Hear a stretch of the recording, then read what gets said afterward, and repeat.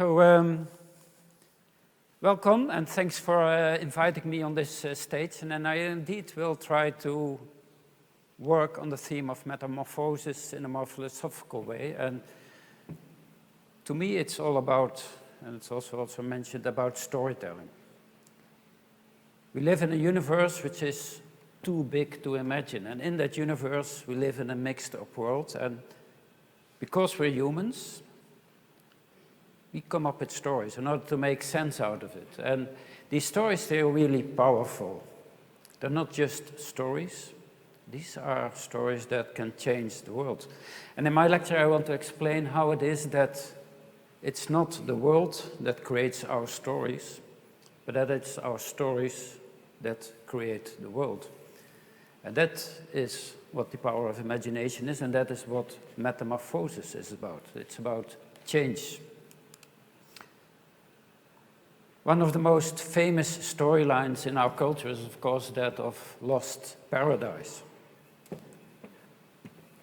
The storyline is that we once lived in a paradise where everything was okay, everything was balanced, and then greed and sin came in the world and we lost the paradise and we had to deal with a mixed-up world. In the Middle Ages, they took this story serious and they tried to work with it. And they defined the task for human mankind in Latin as the renovatio aemilius, renovating the world to a better state, but renovating an evolution backwards. And in order to do that, and they still exist in some places, they created walled gardens. And inside that garden, they recreated the image of the paradise. And of course, the essence of these gardens is not the garden, but the wall around the garden.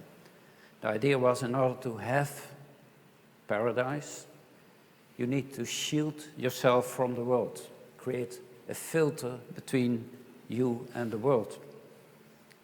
Interesting. But of course, Lost Paradise is not only renovation, it came also with a punishment. In the sweat of thy face, we had to work. And that has been the story for several millennia of human mankind. Suffering, working, famine. But somehow, in the last half century, some parts of the world, we overcame that. And we changed, and that is also metamorphosis, from a culture devoted to producing to a culture devoted to consuming. The bellies replaced the muscle. And it is as if human mankind was like Sisyphus, who had to roll this enormous rock uphill, and almost there the rock would come down. I think that is our story, with one twist in it. Somehow, with all our knowledge, with all our power, with all our possibilities, we now manage to roll the stone over the top of the hill, and it is running downhill on the other side. And we're running behind it, trying to steer its course. It's a different culture. It's a different strategy. And that is what we are witnessing. Mankind is capable of dealing with suffering. Unbelievable what we can endure. The questions we now have are different. How to live in the land of plenty. And that is raising new possibilities, but also new choices. If you need a hand blender, and we all do need hand blenders, right? You can do an internet search, and then you can choose from over 400 types of hand blenders. That's great. That is how welfare looks. That is what we are. If you go to Amazon, you can choose from 600 million products. 600 million products. That's who we are. That's what we have achieved. In one of its heydays last year, Alibaba sold over 500,000 products. Over 500,000 products per second. And if you imagine what that means, the logistics behind it, from raw materials, producing all these products, the supply chain, etc. This is what we have achieved as human mankind. All the possible things we could possibly want at our doorstep for those who can afford it. And as we are well aware, especially at this occasion, we're now going into the next step. We first had metamorphosis from producing to consuming, and now we have this metamorphosis, which is even more interesting, from the real world to the virtual world. And that also changes who we are, what we are, but also what we want, what we are longing for. This is a graph that shows how many minutes a day we look at a screen. This screen is not part of it because it's TV, laptop, smart or tablet, so don't worry. It's a pre-COVID graph. And I extended the graph up to 1,000 minutes, because we are more or less 1,000 minutes away a day we are awake. An average American adult, I found last, is about 640 minutes out of these 1,000 minutes on screen. This you could read as an epic battle between the real world, the white, and the screen world, the virtual world. What does it mean? Screen world, virtual world is breathtakingly beautiful. It brings us so much good. But what does it mean that we stare at screens instead of at the real world? How does it change us? This is the most famous painting in the Netherlands, Rembrandt van Rijn, The Night Watch. It's a beautiful painting, and the clair-obscur. But as you can see, it's a screen that is less attractive maybe than other screens. And how is this possible? What does it mean for our culture, for who we are? And what does it mean for what way we are evolving? Of course, these are children all researching Rembrandt on the internet. But while we are submerged in this virtual world, there's of course also the real world. And there we see that things are going into a dark mode. We already saw some effects, but this is a kind of family portrait of all the plagues we currently have to face. And each one of them has the potential to be completely disrupted. Like Michiel already told, the coming decade will be about these crises and the way they influence each other. And one way or another, we have to take responsibility for each one of them. And how do we do that? And I think there's not so much difference between the medieval view of the world, the renovatio melius, we have to renovate the world into a better state. But how do you do that? It takes collective action.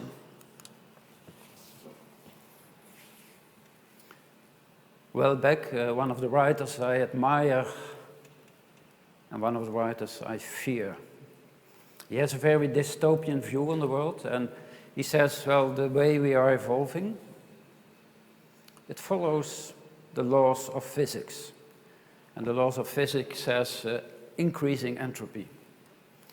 And he says our society moves in the same way. We're on a figure in transition toward chaos. That is what society is. We will be individuals. So right at the moment where we need collective action, where we need to be responsible for things that are about us and not about me, it looks like we are disintegrating. So that puts us where we are now. Saul Bellow said it, I think, very beautiful. He said, It's so easy to be disappointed in your own time and age, but that is a luxury we cannot have. This is the question we have to ask ourselves. Are we strong enough to live in the present?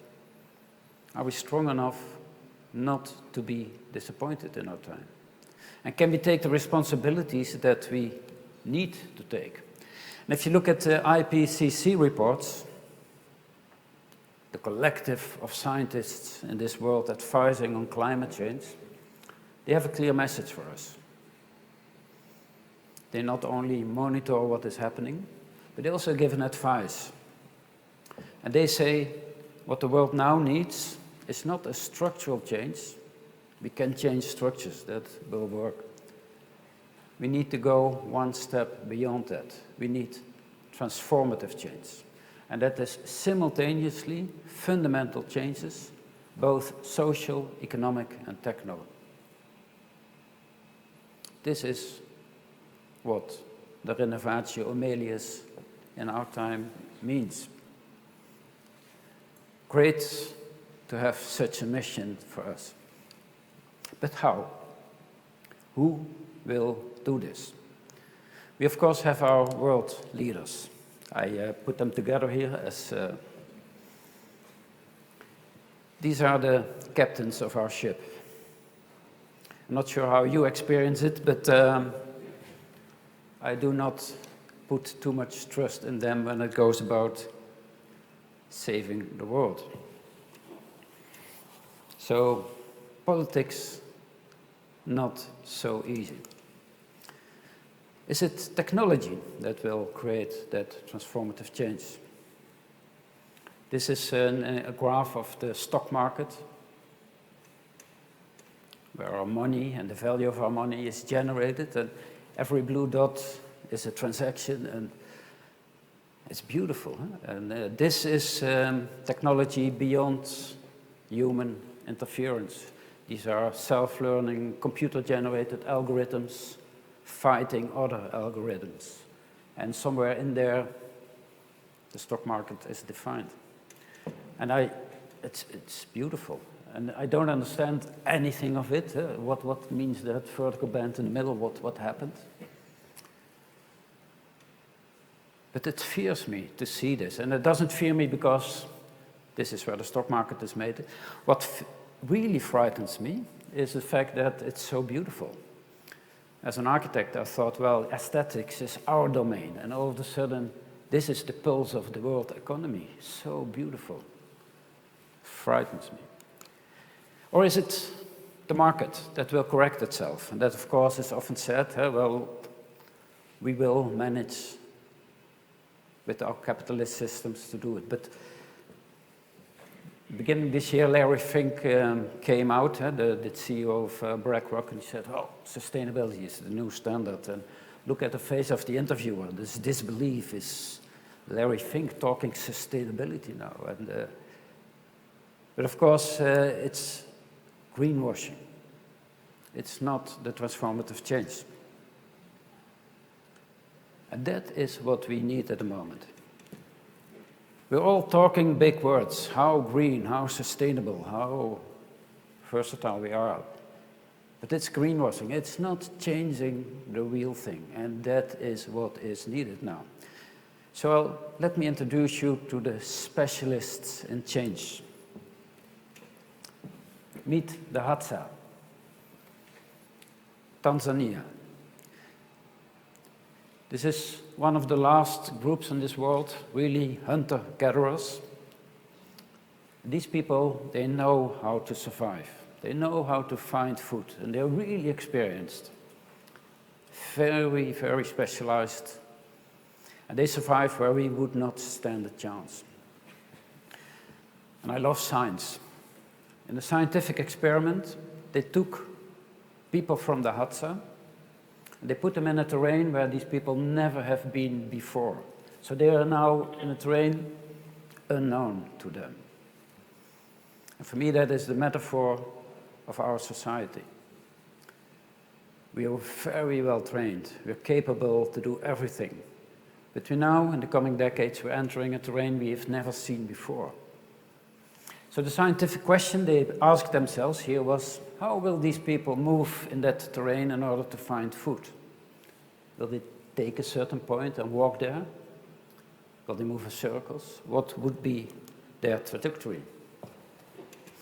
And here you see it. And they had multiple tests, but all the schemes looked similar. And if you look at the scheme, how they moved through the terrain, you can say, well, clearly they didn't have a clue. They just walked. But it's not a random pattern.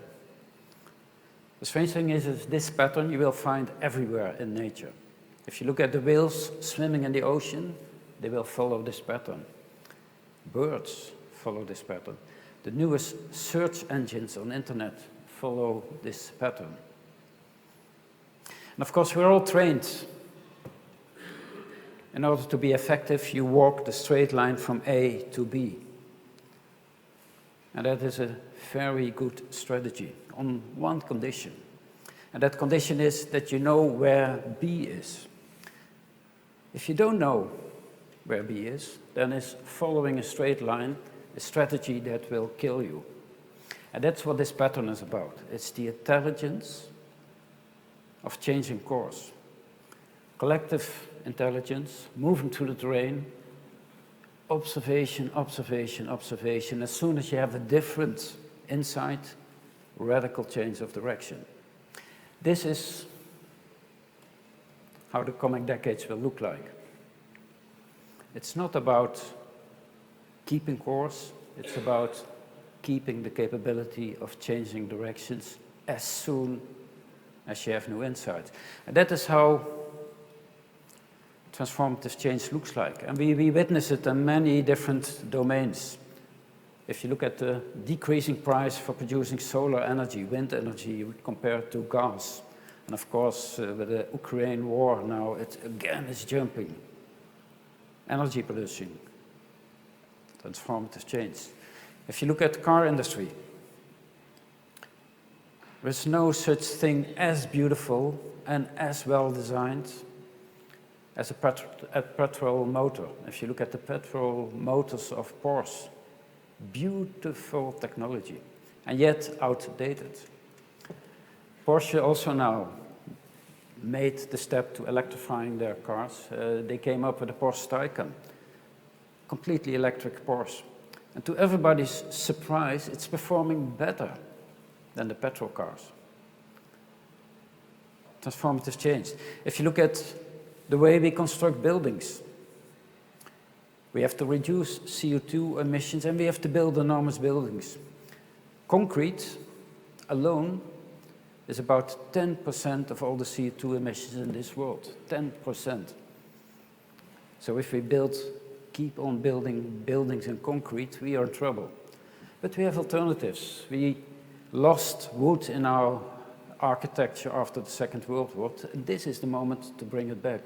If we construct in wood, and we have the technology, we have the possibility, we have the architects, then we capture CO2 in our buildings. We are building a carbon layer in our cities the more we build. All kinds of transformative change that also will lead to a different architecture, different society. This is one of the projects I did as the chief government architect in the Netherlands, testing could we densify our neighborhoods with new technologies and increase qualities. The same flat 2 times, but building in wood. Wood is a very light material, so you can build on top of the existing city. You can add new topologies. A lot of possibilities we have. The question, of course, is, what is our goal? What is our story? What is our focus? Second World War. The Americans lost a lot of planes. So they said, we need to strengthen our planes. We have to protect them against the artillery. And that, of course, is a conflict. A plane has to be as light as possible, yet they had to be reinforced. So they said, a smart move, they said, let's monitor where our planes are hit. And then we only reinforce the areas that are really needed to be reinforced. So they monitored on all the planes where the bullets hit the plane. These are the red dots.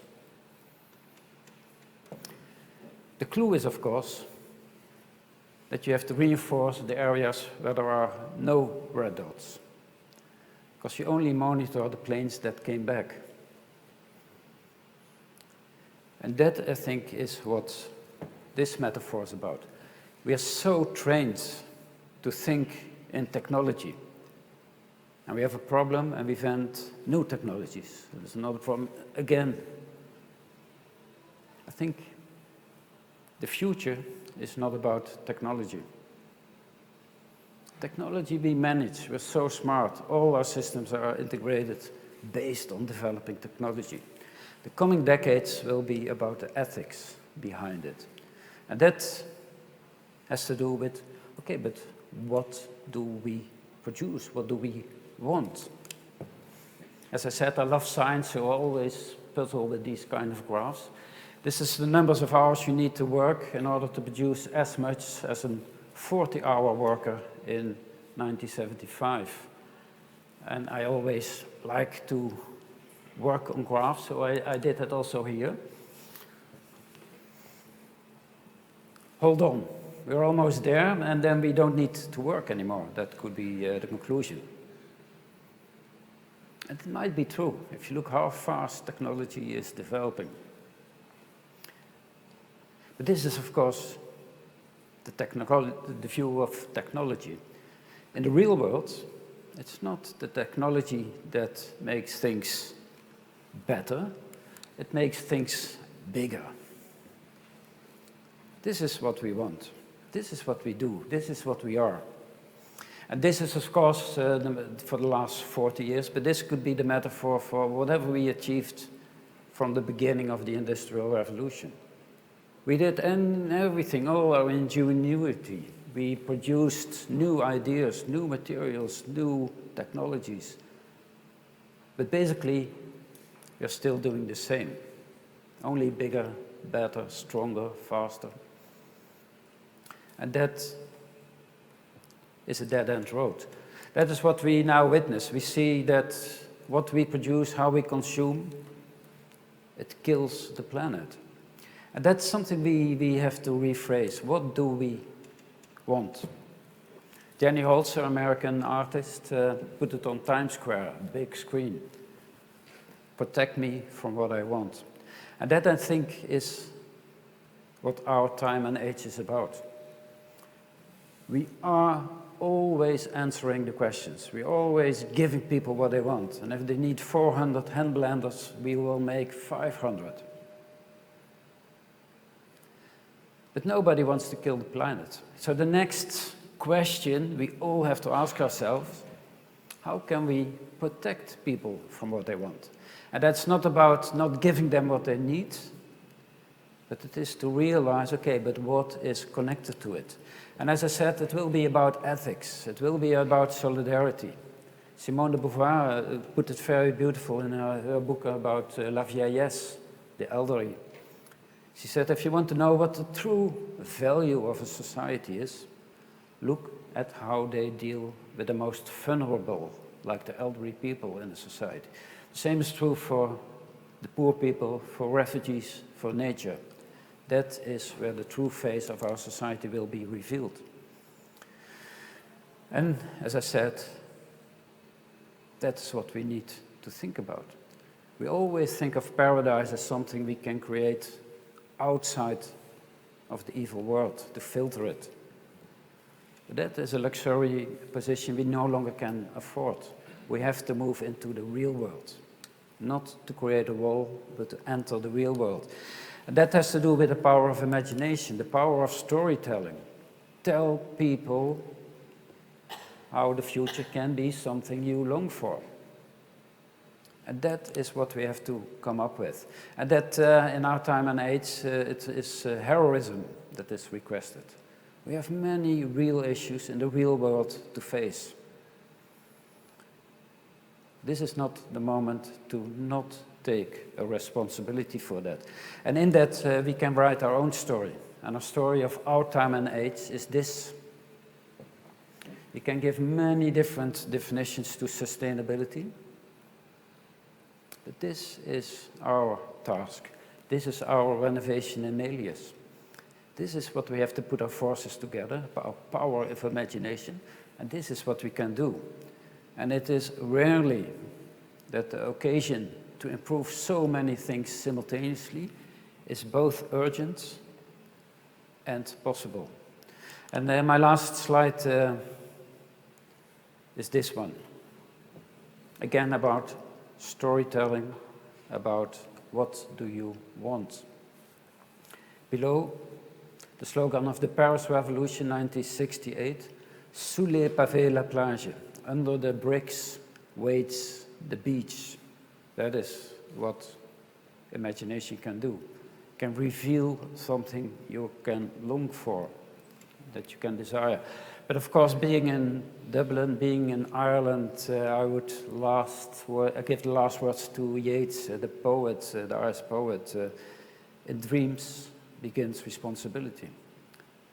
The fact that we can dream different realities is not something that deceives us, but that is the beginning of a new reality. So in dreams begins your responsibility. Thank you.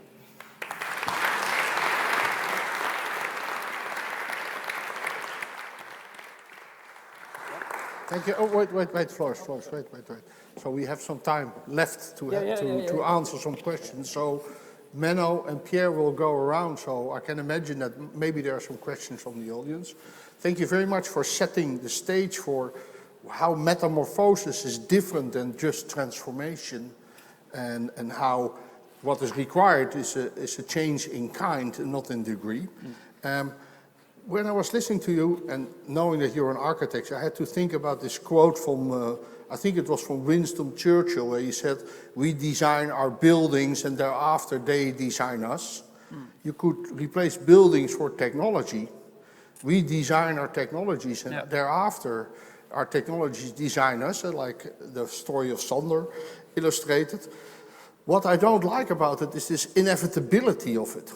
So do you believe that design our buildings is inevitable going to change us, or can we actually, do we have a free will and can we choose our future?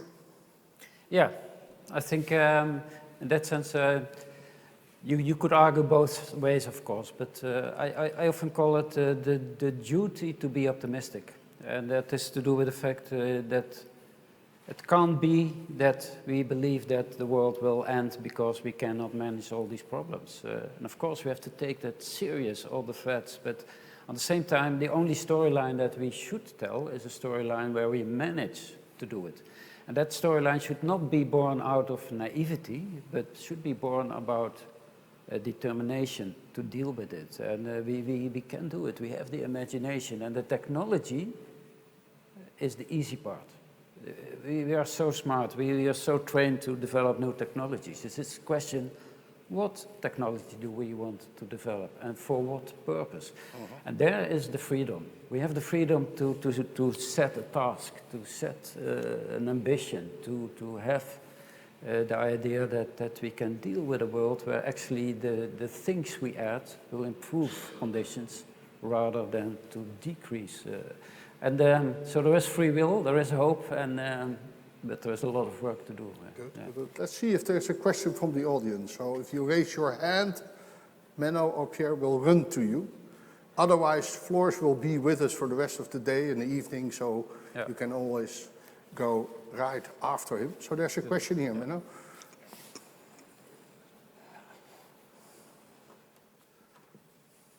Hi, Menno.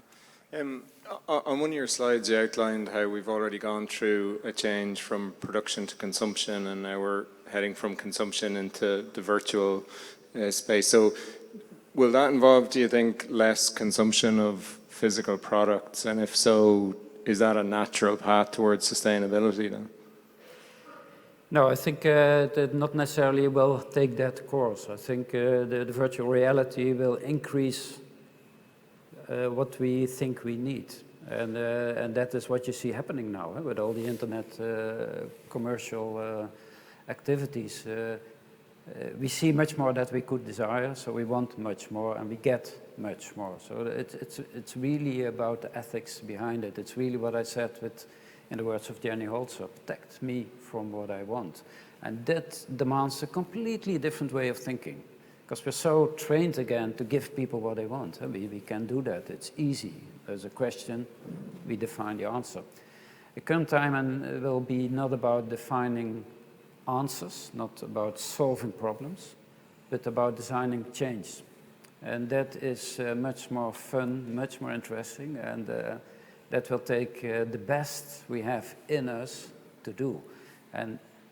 But it's a very difficult question. How can you protect people from what they want and yet give them what they need? And that not necessarily means that we have less hand blenders. It's a fantastic question, actually, for our next speaker, because he will actually talk about how to protect people from what they want, or at least I will make him talk about it, Joe. Okay. So are you making notes, Joe? Yeah. Okay, very good. So Floris, thank you very much for joining us and inspiring us. Thank you.